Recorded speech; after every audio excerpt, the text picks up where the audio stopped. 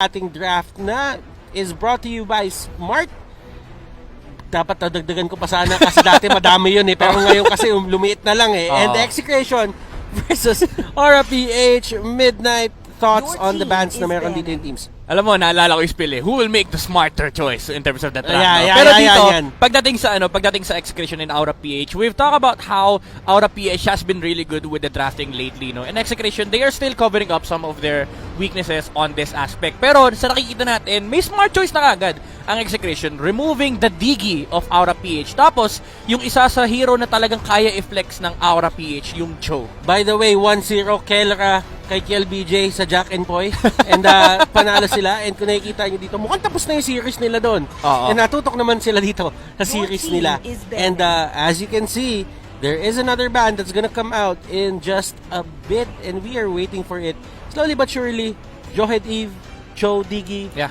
Talagang ano lang eh, binabase lang nila sa ginagamit talaga dito nung mga yung kalaban mismo. Yeah. Ito yung mga kinaklasify natin as OP first picks. Yung mga literal first openers na lagi mo makikita either picked or banned. So I really like the choice here of Aura PH, removing outside factors pagdating sa draft ng Execration. Kumbaga pwede kasi i-surprise na Execration yung Aura PH by picking up these heroes. Ito yung mga heroes na typically nakikita natin na hindi pinapansin ng Execration kasi it's either banned or hindi nila nilalaro talaga. So again, Aura PH, they're just limiting the options of Execration dito as to what they have been playing prior to the series. Phenomenal Eve play para kay Eto Max. Yeah. Nakikita ko kung paano siya mag-control ng mapa.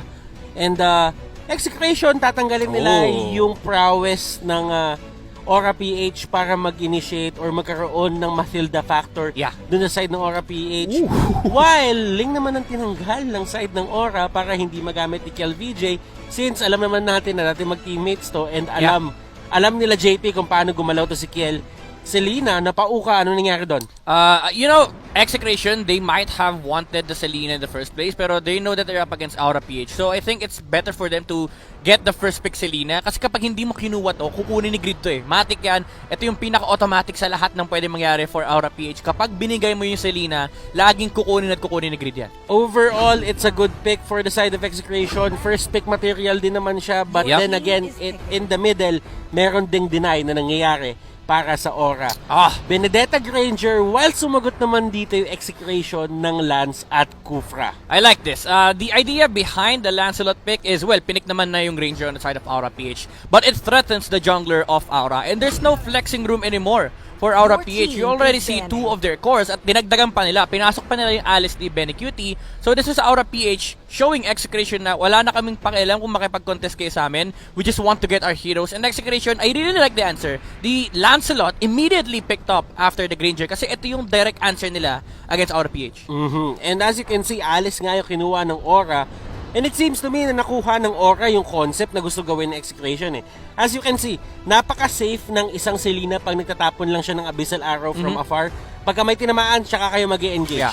And with an Alice, kapag dumating yung mid-game, late-game, pwede ka pumersa ng engage na hindi sila handa at hindi nakapwesto yung Execration. Yeah. Pero ang maganda naman sa ginawa ng Execration dito is that they picked up the Kufra immediately para maubos yung hero pool ni JP. Dalawa yung ginagawa nitong Kufra pick na to. Number one, yung sinabi natin kanina na dine-deny nila yung hero pool ni JP. Number two, you already see that Aura PH will be playing a side lane Benedetta. So wala na yung option for them to pick up the Barats. Something na na-discover din natin ngayong season na ang pangit talaga maglaro ng Kufra against sa Barats. Kasi ang ginagawa lang ng Barats, hinaharapan niya yung Kufra and with the passive of the big guy, yung resilience, talagang kakainin niya lang pagkatalon kagad. So Execration, alam nila, wala na yung factor na yon, immediately remove the Kufra option for Aura PH.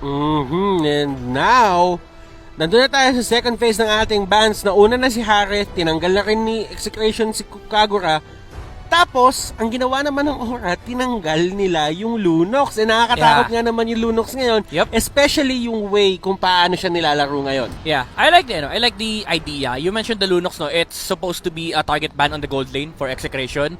Nililimit lang nila yung lalaroin ni Kelra. But I really want to highlight the importance of the Harith ban. Kasi it seals up the factor na wala nang ibang hero si Kelra. Most of the gold laners would be resorting to early game composed lineups. Pero remember, meron kang Alice sa side ng Aura PH. Something na kailangan i-address ng Execration. Okay. Popol and Kupa ang binan na side ng Execration. I really think it's because of the broad place na pwede nilang gawin. Pero PH, kumuha sila dito ng Barats. And nagigets ko kung bakit napareact dito si Midnight ng ganyan. It's because, all in all, lahat ng spots dapat ng course dito ng side ng Aura, na-fill na ng Benedetta, Granger, at Alice. Pero, merong isang wild Barats na lumabas out of nowhere. Oo, Batters, a wild Barats appeared, no? Sabi ni Aura PH, anong walang Barats pick? Ha, magaling kami mag-draft.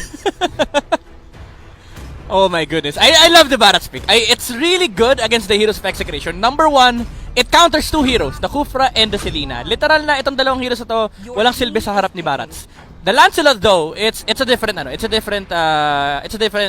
kind of discussion. Pero the thing is, Aura PH, they've secured themselves a good answer to the team fight of Execration. At napilitan sumagot yung Execration ng isang backshot pick. Now, this is going to be a Claude side lane na madalas ginagamit ni Kelra, and as we can see, Aura PH taking their time doon sa last pick nila. What do you think about this? This is a Farsa. This is an easy Farsa pick for Aura PH. Either that or they go for a Natalia alongside the Benedetta. Baka support tong Benedetta na to, so it might be... Oy! Kakaiba! Kakaiba. So, tank Barats. Hindi. Tank Estes. Well, nasa ganun side tayo na parang kumbaga nagkaroon sila ng, as we can say, a tank support setup na hindi mage yung nasa gitna. Hindi mo siya mako-consider as mid-mage, but at the same time, si Greed yung magkakaroon ng priority dito into the lane. Yeah, I kinda get the idea since nagkaka-item din naman yung usual phosphorus natin. So, it still fits the idea na may Barats option si Aura PH. Ang nakakatakot dito is yung early game prowess ni Execration actually. Kasi kahit sabihin natin na yes, meron kang Barats, you can stop the Kufra and the Selena, the thing is, you need to get the stacks.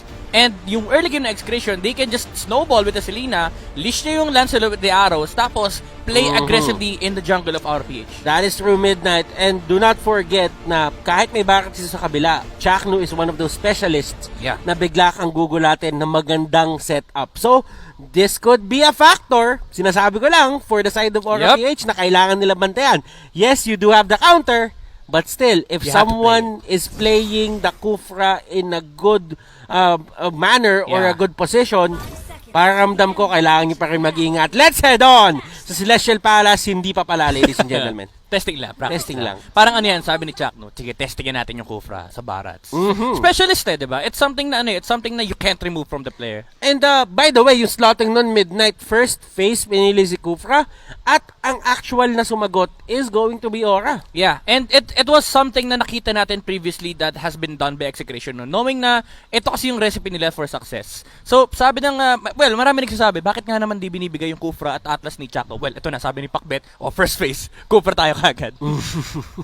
This is interesting. Katulad nga ng sinabi natin, all of the teams have different understandings ng meta, ng drafting, and they will have to execute it well dito sa game na to. Now, ano yung factor na merong tig-isa or dalawang player na talagang gumagamit? Sabihin na natin na alam kung paano gumagalaw yung laro ng isang team o kung paano gumagana yung bootcamp nila. I think ang factor dito is yung sa Execration, no? They have 4 of the key heroes that they wanted. So I think mas kabisado nila dapat yung laro ng isa't isa, yung communications nila sa camp, especially with Kel VJ and Etomax on the Lancelot and Selena, mas pabor sa kanila yung ganitong klaseng setup. While you have Aura PH na medyo nag-adjust, and I think they were even forced into a corner here to pick up the Estes and the Barats. And as you can see, yung triple split screen natin, Kilowash versus Renjo, Kelra against Benny Cutie at Greed Etomax. Medyo nagkakaroon ng konting suntukan din sa may gitna, at si Chaknu nandun agad sa pwesto ng Granger at ng Estes. Yan yung sinasabi natin kanina, yung aggression na pwedeng dalhin ni Selena at ni Kufra on invading the jungles of Aura PH. It forced the retribution immediately on the side of Lord Hades. Pero si KLVJ, ginamit din niya actually yung retribution niya. I think it was on the Little Wanderer para lang masecure. But yeah, it does mean that Aura PH, they can be delayed by the presence of the Kufra and the Selena.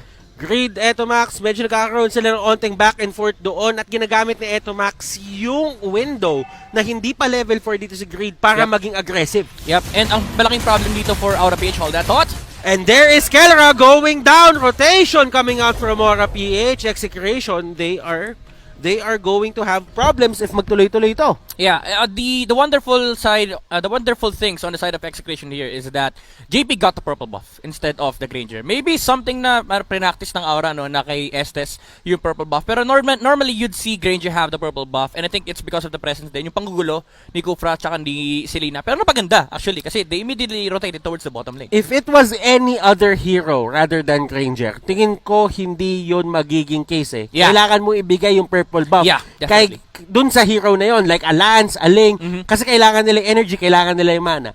But, if you're gonna go for a Granger, usually kailangan mo lang si Granger, antayin matapos yung Rhapsody, tapos mag-rondo ka, Death Sonata, you need the pure damage that comes out from the orange buff. Yep, and this comes from the level of understanding ng mga players natin. Alam ni Lord Hades na, bakit di ako mag-rotate kahit level 3 lang ako? Claude lang naman yung nasa bottom lane. And yung rotation, it started from the top, went to the bottom lane no, para masecure nila yung purple buff. So immediately, nasa isip ng Aura PH, wala naman tayong hinihintay na iba pang timers, naka-orange buff naman si Granger, which is yun lang naman kailangan niya. We can rotate towards the bottom lane. And again, ito yung level of understanding ng mga players na to. They're able to adjust these kinds of things. Kahit nakuha ni JP yung purple buff, so what, diba? Punta pa rin tayo ng bottom lane. Those are the things na kailangan natin maintindihan dito sa laban na to. There are certain things, maliliit na bagay, ladies and gentlemen, na talagang ginagawa tong mga teams na to para makuha yung panalo. And as we all know, Aura is excellent in objective timing. Yeah. Ang galing nila humanap ng proper time umikot, and for Execration, I really think yung pagiging aggressive nila is top notch. Oh, yeah. Ngayon, kung mababasa ng Execration yung timers netong side ng Aura, baka yun yung maging way nila para matalo yung Aura doon sa mga objective fight. Yep, and those conditions for Execration will come pagdating ni Lancelot ng level 4. Pati na rin si Kufra actually, very critical yan. So they have a timer na kaya nila i-contest yung Aura PH. As of right now, early game should go in the hands of Aura. But the thing is, the Lancelot will literally be unstoppable in this game kapag nag-snowball siya. Kasi if you look at the heroes of Aura PH, all they have is defensive capabilities against the Lancelot. They have no offensive capabilities against KLBJ. We did see this nung week 7 din. Actually, one of the 2 days na meron tayo ngayon. Yung Signal, si Kekedot, gumamit siya ng lapu-lapu, which is, siya yung naging tank, pero siya rin, technically, yung naging side lane, di ba? Side lane kasi lapu yung gamit niya, pero nasa mid. And I really think na pareho yung konsepto nung lapu at saka nung Barat sa ginagawa nila ngayon. So, masasabi ba natin na nagiging maganda ba yung matchup na to kay Etomax? Kasi pwede niyang batuhan ng pana si Barats, and Barats, as we all know, wala siyang dash. Ang nangyayari dito kay Barats, parang nga siya isa sa akin na wala siyang mobility kahit ano. Talagang lalakarin mo yung mga bagay-bagay kung wala kang flicker. So do you think that is going to be something na kailangan tignan ng Execration na papababain ko yung buhay ni Greed bago tayo pumunta ng objective? Yeah, I think they should kasi by nature, it's already a victory for them knowing na position 4, Barats to. Even though you explained kanina no, na yung post 4 natin, nagiging blurry na nga kung sino yung mga heroes na nilalagay dito. Pero as Aura PH, no, as this game goes on, mararamdaman natin na parang nagiging 4 yung core nila. Pero as it is right now, they have no heroes like Farsa, they have no heroes like Kagura na talagang natural playmaker. So again, if you're gonna ask the question should Execration look into this, I think they should. Kasi if they pass it up, it's victory already out of the window. Rencho, umikot kay Kilowash at ang dalawang mag-idol na nagbatian sa Twitter at sabi nila, makakalaro ko yung may idol. Ang sagot ni Kilowash, good luck po, Idol Grid. Alam mo, ang kinaganda naman dito sa matchup natin is lahat naman to magkakaibigan. An eye for an eye, double stun. The thing is, iba pa rin kasi pagdating sa sa laro talaga. Pag umaga lahat kayo, kahit magkakaibigan kayo, magkakaaway kayo sa game. Siyempre, wag mong awayin yung kampi mo. Wag mong awayin yung kampi mo, Grid. Sinubukan siya kuwain ni Kelra, pero kasi masyado mataas yung buhay niya and ginamit yung Blazing Duet na yun para mag-clear lang ng wave. Yep, something na nagiging nagiging normal na rin for Claude users, no, expanding the Blazing Duet para mapabilis yung farming speed. I like what Aura is doing right now, contesting the bottom lane, habang si JP at si Greed nang gugulo lang. Uy, nakain pa. And si Greed dito, Daytona's welcome, nagkabatuan, and look at this, Kilowatt to the rescue! Maaabot na kasi ito, Max, hindi niya maaabot. KLBJ na paggamit ng 200. wala na yun, nasa cooldown na yun. Renjo, one more hit, revitalize, hindi siya masasalba. Grabe, Kilowash with the rotation on the Benedetta. Additional pa yung sustain na binibigay ni JP. And now you see how good of a defensive lineup Aura PH is. Kapag wala ka ma-burst down, literal na isusustain lang. And ang naging problema nila dun is they exhausted a lot of resources on greed. Pero hinil lang siya ni JP. So nung pumasok na si Kilowash, there was literally nothing for Execration to do. Dun sa may taas, nagkakaroon tayo ng push galing kay Kilowash at kay Lord Hades. Renjo being the back siya.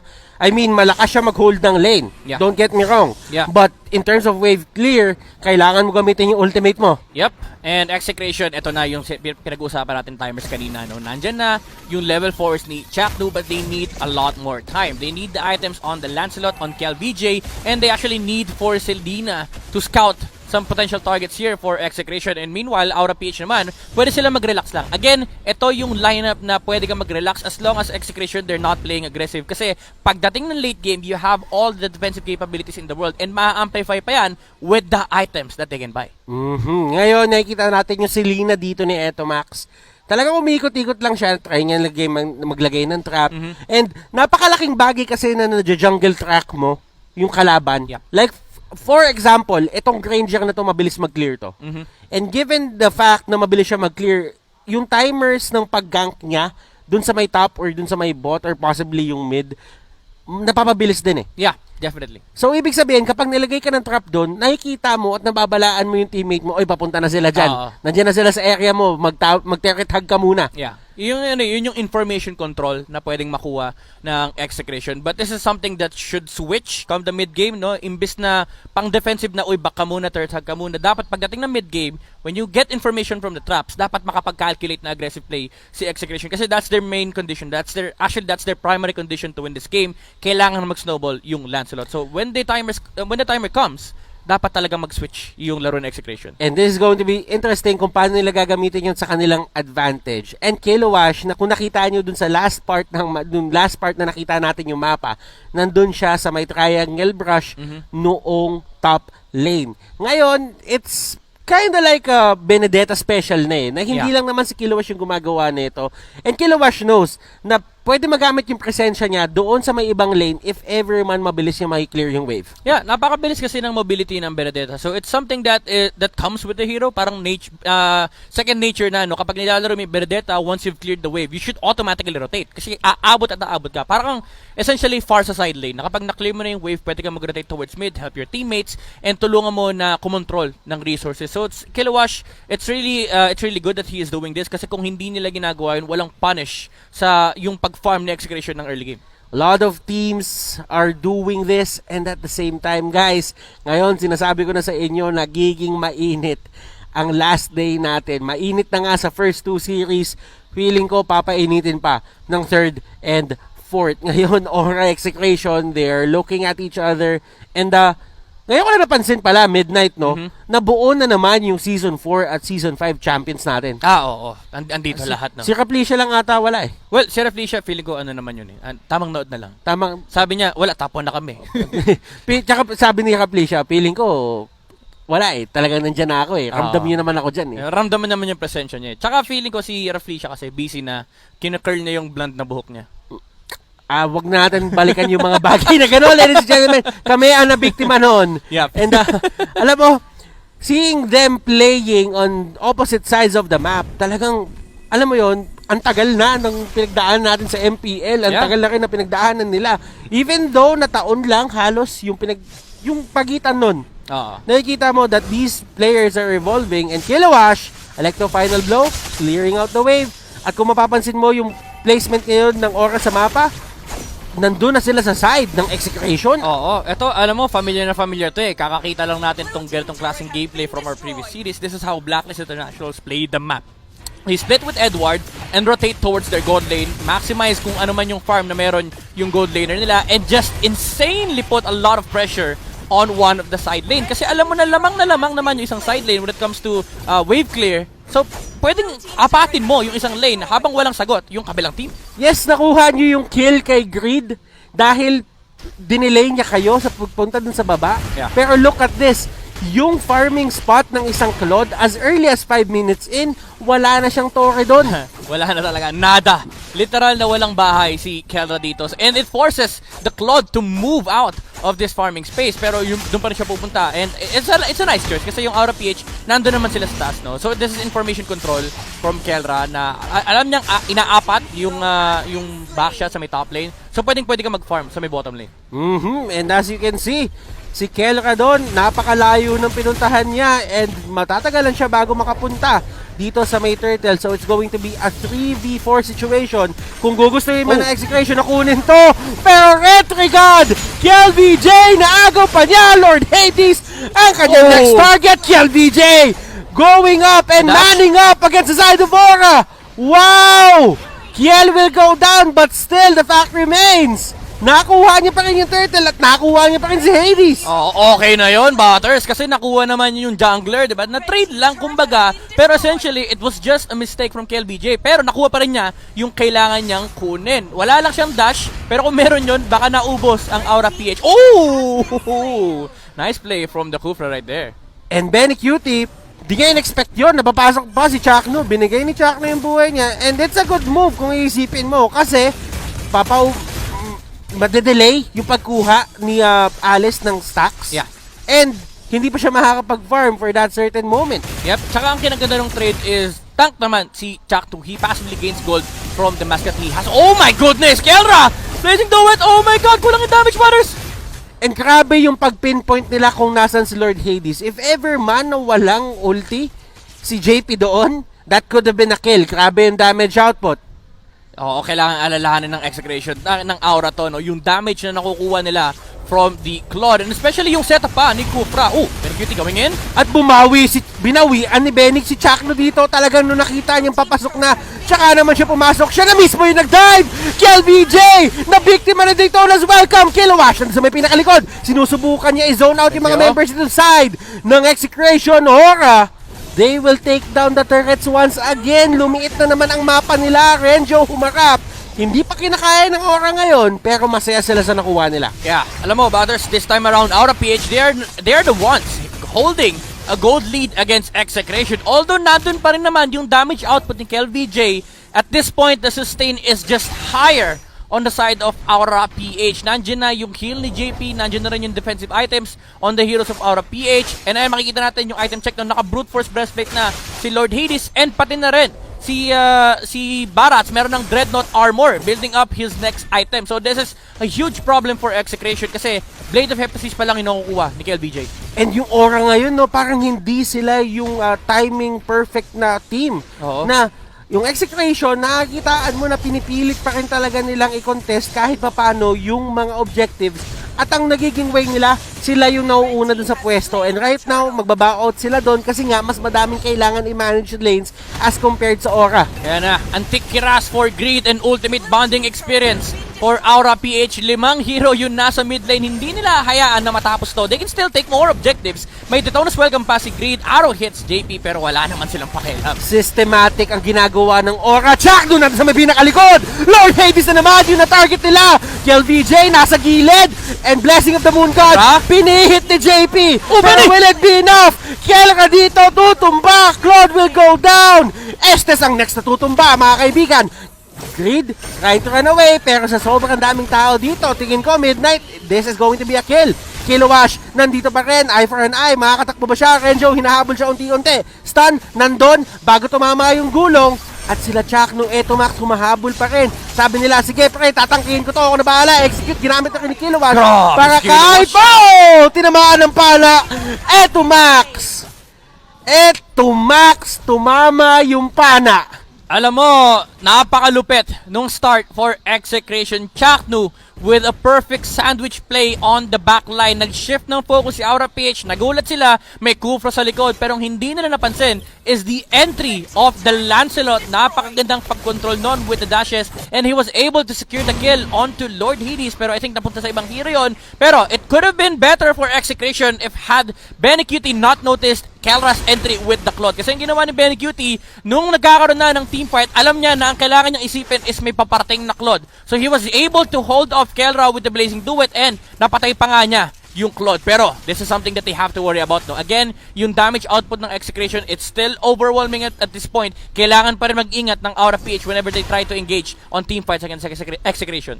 Aura is doing great, lalo na sa mga team fights. But Execration, nagbabato rin sila ng sarili nilang suntok. Lord is now up. At nakikita nyo naman yung pwestuhan ng mga team dito. Nasa taas na sila. And you know what, Midnight? Ang pinaka-napapansin ko dito sa side ng Execration, ang galing nila i-pinpoint kung nasaan si Lord Hades. Yeah. Ito kasi yung primary target nila. Kumbaga lahat ng mata ng Execration nakatingin sa Granger. Pag lumabas sa cellphone nila, auto-lock yung mata nila. Ang tinitignan nila si Lord Hades. And nagre-reflect naman sa KDA 0, 2, and 3. At the moment, yung Granger natin. Ito yung hero sa side ng Aura PH na ang tingin ng Execration, bawal kang maglaro. Eh kung mapapansin mo, Midnight, yung passive dito ni Greed, literal na mas nagiging madali ata siya tamaan ng panay dun sa big guy. Lumalaki siya. Pero alam mo ba, wala naman kasi siyang walang problema eh. Kasi pag tinamaan siya, less than 1 second yung yung stun ng arrow sa totoo lang eh. Hindi siya tinamaan, sayang. Diba? Ang nangyayari kasi, okay lang na saluhin niya yun. Kasi nga mayroong passive. At dahil sa passive na yun, tumataas yung regen, yung stun time, bumababa. Oh my goodness. Greed, alis siya, Benny Cutie, nun sa may pinakalikod. Eto Max, nahuli. At eto na yung sinasabi nating force engage. Wala sa pwesto, eto Max, kaya siya mahuhuli. Si Kellera, walang pumansin. Sinusubukan niya i-take down si Greed, pero tingin ko hindi yun yung tamang target. Grenjo, tinatangke, 4 na tao. Chakno, 2 tangke nun sa may pinakaharap. Hinayaan na nila makatakas si Kellera. Si Chakno ang main target nila, and that turret sa may gitna. Nakita mo yun, Hatters. Tinangke ni Greed lahat. Tyrant's Revenge, Tyrant's Rage. Pati yung pa natin ang buhay pa rin with the sustain of the blessing of the Moon Goddess and Aura PH. They want to end the game right now. Gustong-gusto na lang tapusin to, Kilowash. And Benny Cutie, grabe yung effort na pinapakita nila dito. The golden duo of Aura PH. Greed, yung pana sinasalo, yung tenacity nandun. Less than 1 second, sabi ni Grid. Panahin mo ako, okay lang. Tatanggapin ko ng buong puso. Alam mo, si Grid dito, napakalaki na nung barracks niya. Gusto niya talaga, syempre gusto ni Grid malaki siya. Para may stacks with the big guy. And kahit anong CC ibato mo sa kanya, hindi nagtatagal ng 1 second. And ito yung nakikita natin dito, si Grid. Literal, sinasalo niya lahat ng pwedeng saluhin para lang lumaki yung kanyang barracks. And at the same time, papansinin mo, huwag ka tumawa dyan. Eto Max, kahit anong gawin niya, kahit subukan niya palusutin, parang nangyayari kasi, si Greed, hinahanap niya pa na matamaan siya. Oo.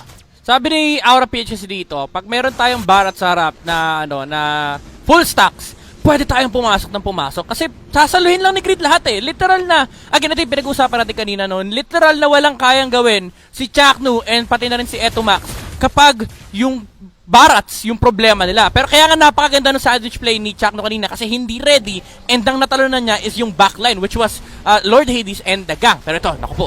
Chakno, ginamitan ng Daytona's welcome, hindi ma-cancel, dinala niya doon sa kamay ng kanyang teammates. Kahit wala na yung stun, gusto lang nila mapalapit, and ayaw niya din itama sa pader kasi if ever hindi nila mapatay agad, sila yung mababalikan doon. Tabi-tabi pa naman sila, sabi nila, wag dyan pare, tabi-tabi tayo. Pag tayo na-ult yan, tapos ang ML.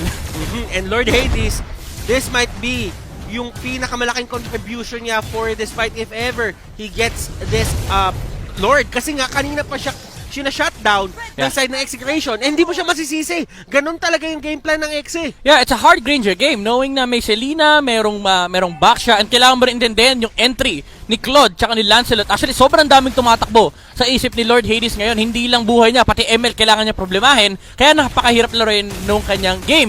But the thing is, he has only died twice. Now, Execration, is time on their side, Midnight? Not anymore. Kasi wala na. Ang timers ngayon ay nakay Aura na. There's a lot of defensive capabilities on this roster. In Execration, tapos na yung momentum nila na mag-snowball. They're hoping to get an opportunity against Aura PH with an immaculate set from Chaknu. At ito, nagkakaroon na ng onting, hindi onting push. Ito yung big major push. Chaknu! Ginagawa ng Aura. Chaknu! Dun sa may likod! The specialist! Penny Cutie surpressed! Winter Truncheon nagkabatuhan na! Ladies and gentlemen! Oh my goodness! Down. Claude! Kellera! Nakuha niya yung kill! Chaknu tumalon dun sa may pinakaharap, and Lord Hades hindi siya mahanap ngayon ng side ng Exe. The specialist, ladies and gentlemen, kakasabi ko lang, humanap na magandang set. He was able to set on the backline na gamit kagad yung Blessing of the Moon Goddess to save kung sino man yung natalo na niya. Pero sabi ng Execration, bait lang yon. Kasi pag nagtipon-tipon kayo, magdikit-dikit kayo sa damage ng Blazing Do It ni Kelra. At eto, Execration marching on to the mid lane. Gusto na nilang basagin yung mga tore. Gusto nilang maging even yung mapa. Gusto nilang mabawi yung map control na kung ano man ang wala. Hey, Jack! No! Oh my goodness! Lord Hades! Oh my! But, win condition of Aura PH. Tanggalin si Jackno. Oh! Ano yun? Ano yun? Wala. Alam mo, Butter, sabi nga ni Pakbet, nasa player na yan. Wala na sa draft. Kinounter na ng Aura PH, pero Jackno kasi yan.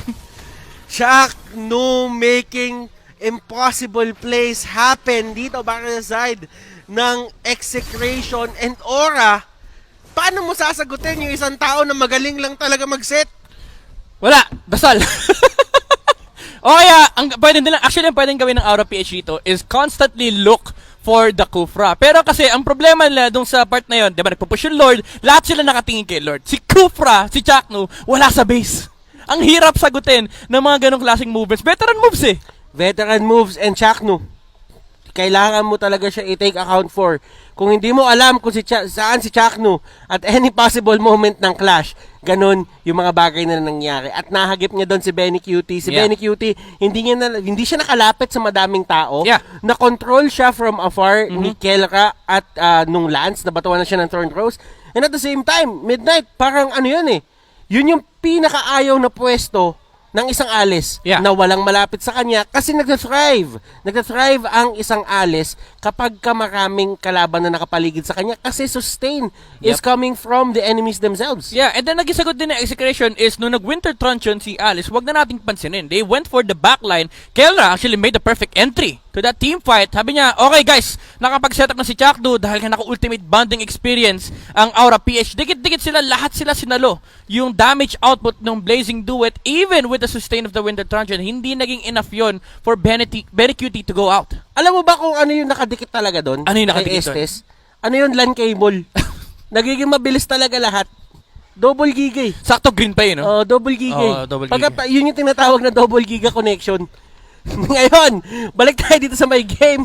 Ladies and gentlemen, mga LAN cable ngayon, huwag ka tumawa dyan. Alam mo, naniniwala naman ako. Kasi kapag dinikitan ka ng JP, only speeds. Only speeds. Takbo lang na takbo. Only speeds. Yo! Now, Aura. Laban lang. Oy! Nandiyan na. Ang dami ng immortality sa side ng Aura PH. Actually, this is something that Execration needs to worry about. Yung second round ng Aura PH. Again, if you are a sustained lineup, habang tumatagal yung clash, no? Even though beneficial kay Claude yan, kapag wala ng burst damage yung lineup na kalaban nyo, pabor sa inyo. Kasi second time around, may sustain pang idadagdag yung Aura PH. Renjo, nahuli siya. Meron pa ba siya nung gulong? I think not. Revitalize, pinapatagal lang, dinedelay lang inevitable and he will go down. Oh, Grid? While si Grid, nahuli din sa may gilid. Oh, nakain! At nakain siya dito, dalawang member ata ng Execration na mawawala. Make that free! Eto Max, makakatakas ba siya? Pero nandun yung dalawang members, hindi ko na alam kung saan sila nakabase. Yung isa na sa kabila, yung isa nanggagaling dun sa river. Araw? Tatama, pero still. Less than 1 second. Less than 1 second. Grabe, mahater si Grid. Mamamatay na siya. Pagkakain niya kay KLVJ, which was nice target selection by the way, kasi alam niya na si KLVJ yung papatay sa kanya. Pagkakain, flicker out, dinudge yung huling tira, and he was able to regen some HP after the Daytona's welcome. Actually, pagkakabasa ko nga doon Midnight, yung nag-Daytona's welcome, nung hindi pa kumakagat, nag-flicker na siya. Nag-flicker na kagad para ma-dodge niya. Para mahuli niya yung Lancelot. And di ba katulad nga ng sinabi mo kanina, Lancelot is one of those heroes na ang hirap talaga huliin ng Daytona's welcome. Kumbaga, pagka Daytona's welcome, tapos Lancelot yung kalaban mo, unless magamit niya talaga in a wrong manner yung kanyang mga skills, ilista mo na makakataka siya. Oo. Pero at least you bait out the dash. Kasi ang kailangan niyang gawin doon is gamitin yung kanyang first skill, lalo pag late na. Pwede mong gamitin yung Phantom Execute mo to get out of the AoE. Pero most of the time, syempre yung Lancelot gusto niya minamadali. Kaya yung first skill, nabe-bait out yun. Kaya medyo interesting yung matchup ng Barat tsaka Lancelot. And ngayon, nakikita nyo, both of the teams, nandito na sa area ng Lord. Eto Max, nagbabato ng pana, and that is going to be a 1-second stun dahil nga medyo malayo yon. And remember, it's all about the range for the Selena. Yep, Jackno. Nakita niyo si Benny Cutie rito. Naku po. Aura PH, alam nila kung nasan si Jackno, Kuya Butters. And ang ganda na huli ni Benny Cutie. That is not a flicker in. That is the flowing blood. Grabe naman yung mga dodgers na mga players natin. Actually, muntikan na si Execration. But the thing is, at least, it forces out Execration from this box of the Lord para ma-take ng Aura PH. And napakahirap i-contest nito kahit papatamahin nila yung pana nila. Oh, KLVJ! Oh! Renjo! Nabunggo niya yung Lord! Saan niya mapupunta? Benny Cutie, hinahabol si KLVJ, flicker in, matutumba si Kiel. Pero kakailanganin pa nga ba ng Aura yung Lord dito as they march on sa may gitna? Execration, what can they do? 3v5 situation, and actually 2v4 kasi hindi pinapauwi ni Kilowash dito. Yung back siya. Pero may Blazing Duet, si Kelra. He can actually clear the next wave and hindi na nga nila kinailangan gamitin. Grabe naman yung pagbunggo ng gulong ni Renzio doon. It saves Execration from this final push. If Aura PH got the Lord, it could have been very bad for them. Pero ito, may next wave na tingnan natin. Kung 20 seconds, kailangan nila i-hold. Renzio pabalik. Blazing Duet, ginamit, walang damage whatsoever. Nahuli nila si Kela. Daytona's welcome. Coming in. Jackno, Tyrant's Rage. Pinaalis nga lang yung minions. And I think, Midnight, this is it. Victory for game number 1 goes on the side of Aura Philippines. My goodness, Greed, sabi niya, ibe-Blazing Duet mo pala. Flicker in, Daytona's welcome, hindi na dodge ni Kel Rayon kasi agad-agad nang ginamit, Butters. And this winning moment is brought to you by Oppo A94. And my goodness, what a game. Actually, pinapanood ko yung game na yun, Midnight, parang anything could have happened. Doon sa span na naghahabulan si Kilowash at si Renjo. Kasi sila talaga yung pinaka-stalker doon na, Renjo, hindi kita